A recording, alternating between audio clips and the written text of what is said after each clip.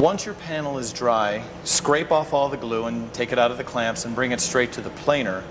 We're going to plane this down just enough to get it flat on both sides. There's not necessarily any thickness or thinness that it needs to get to, we just want it flat. If 13/16 is what works, that's great. If it's 3/4, that'll still work. Don't make it too thin. Anything past about 3/4 is a bit too thin. But just enough to get it flat on both sides.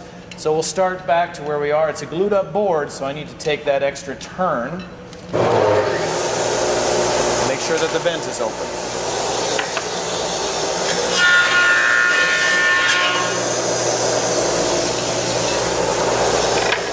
I flip it every time. And one more should do it.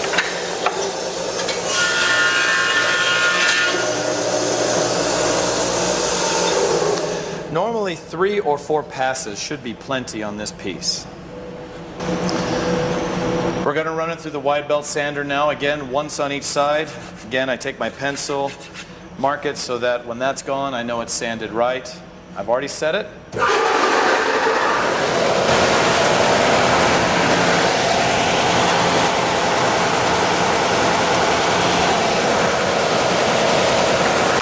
Now we're going to take the moment and square it up.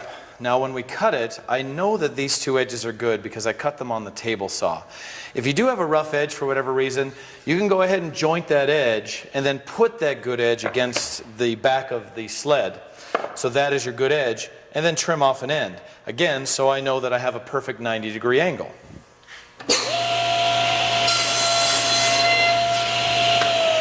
So now I know, and I'm going to mark it again. That edge is good, and that edge is good. So there's my 90. It's the other 2 that I'm going to cut on the next procedure. Now on this table saw, we're actually going to cut it to size, similar to when we did your lid and a couple other pieces. So I've got my 2 good sides, but I don't know how big to cut them. Now on this table saw, I keep a pattern. This is exactly what we're going to be cutting out when we're done.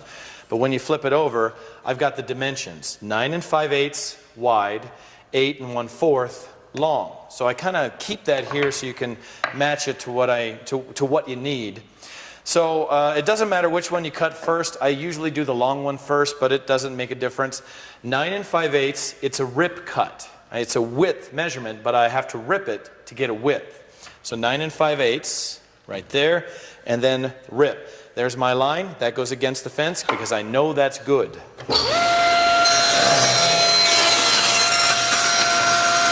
Now I turn it, there's my other line. I have to cut a length, 8 1/4, and then I can cross cut. So when you're done, that should line up exactly on top, and it should match the sizes, the width and the length. Now we're going to cut this cathedral style on the bandsaw. Now we're going to cut this cathedral with this pattern. Now again, this is in the back by the shaper table. It even says panel right on it so you know which is which.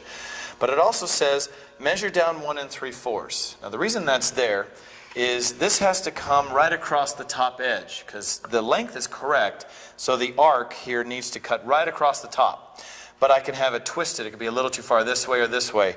So it needs to be perfectly straight. So that measure down 1 3/4 means take your pencil and a tape measure. Measure down 1 3/4 and draw a line on the outside edge here. Then do it again on this edge right there. So now I have a mark for the distance from here to there, vertically. So now when I put it on, that goes on the mark there and on the mark there, and I press down.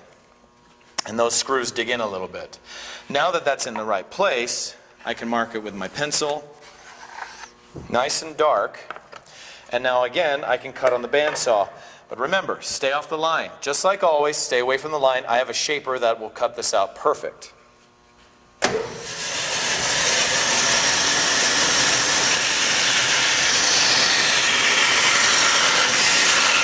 About 1/8 of an inch away. Okay. Our next shaper is, we're going to go back to the flush trim bit that we use for the base trim. And we're basically going to do the same thing. You take your pattern, put it back on exactly where it was in the same screw holes that you had before, right there, and press down.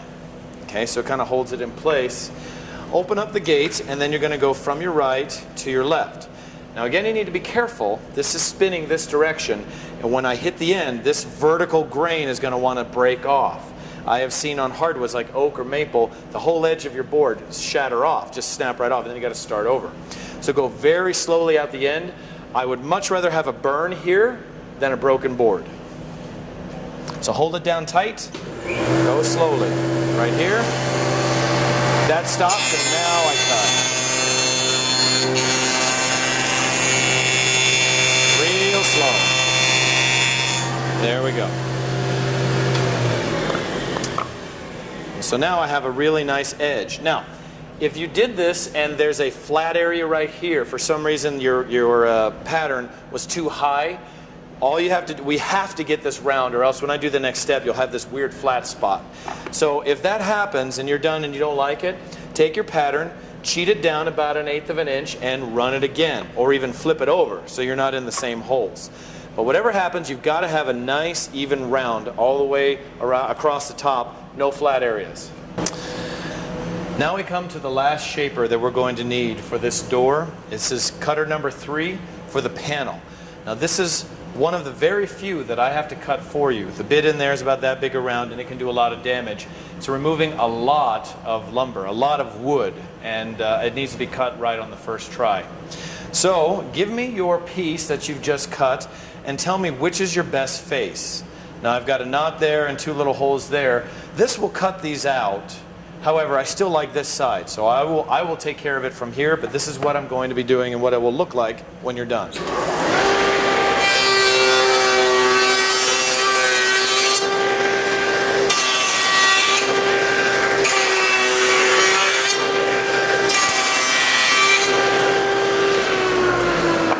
Now, as I said, it leaves a lot of sawdust all over the place, so there's a lot of wood being cut off.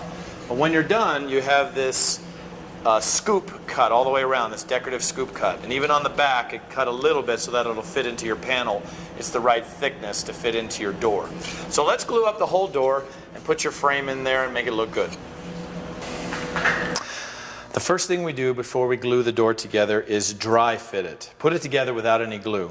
So I have my sides, all my pieces kind of laying out. The easiest way I've found is put the panel in first and build around it. So we put that in, then put in the cathedral and move it down till it's flush on the top. Put in the back end here, and then the other side on top. So gravity's kind of holding it in. If you need to just pop it in. So now I know that my door fits, and fits together fairly well. I don't see any big gaps. It's not wobbly. It stays together even without it clamped or glued. But the one thing you need to check is if there's a gap, it will appear, get a little closer, it will appear right here where this one meets this. Now the reason that happens is if this panel sticks up higher than this piece, then you'll have a gap. You can see right here that it's very close. I meant it so that the panel will be just a little bit shorter than the rails, and they are.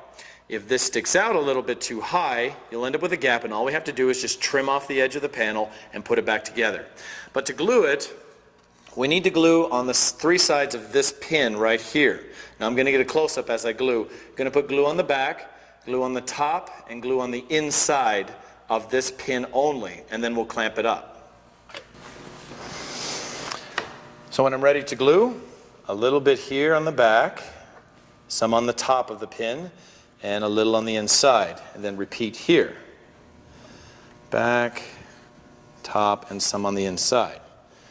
You don't want to slosh it in there because it's going to squeeze out all over the place. You've got a mess. Push that on in the right place. Flip it over and just repeat. Do it again. Okay, pull this piece off. You have to do it on all 3 sides. If you don't, it won't be enough glue and it may fall apart. One little hit on the floor and it will fall apart. Some on that side and you're good. All right, so all your pieces are on. Now we clamp. When you lay it down, push all the pieces in nice and tight. Make sure they're as even as you can get them. The glue attaches fairly quick, so if you need a hammer to push it into place, that's fine. Okay, push that in, you want to make sure that the pressure is going across the joint. You don't want it here in the middle, because that will actually bow these out slightly. So you want 2 clamps right across that joint and tighten it up. The gaps should close up. A little glue squeeze out is actually a good thing. It tells me that there was enough glue. The only problem with these that I've ever seen is that the panel is sometimes put in upside down. Make sure that your X's, your good sides, match the scoop cut. Once this dries for a little while, we will trim it down and sand it so that any of these uneven areas will be smooth and flat.